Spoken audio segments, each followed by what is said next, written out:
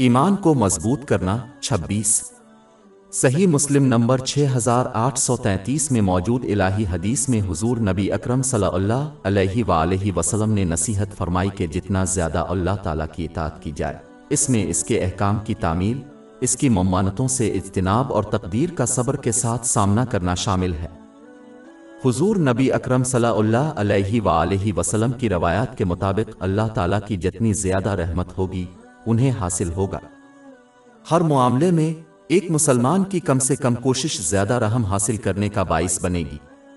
یہ رحمت اس بات کو یقینی بنائے گی کہ ان کو درپیش ہر صورت حال میں ان کی صحیح رہنمائی کی جائے تاکہ وہ ان پر قابو پا سکیں، تاکہ ذہنی جسمانی سکون اور دونوں جہانوں میں حقیقی دیرپا کامیابی حاصل کی جا سکے۔ باب 16 النحل آیت 97 جس نے نیک عمل کیا خواہ وہ مرد ہو یا عورت حالانکہ وہ مومن ہے ہم اسے ضرور پاکیزہ زندگی دیں گے اور ان کو ان کے بہترین اعمال کے مطابق ضرور اجر دیں گے۔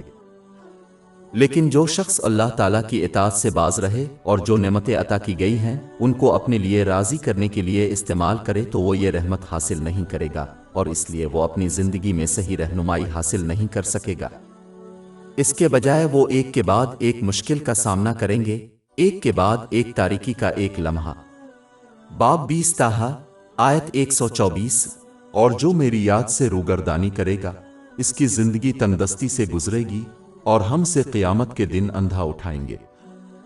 ہماری ویب سائٹ www.sheikhpod.com پر 400 سے زیادہ مفت e books, audio books, infographics, podcast اور بلاگ دستیاب ہے۔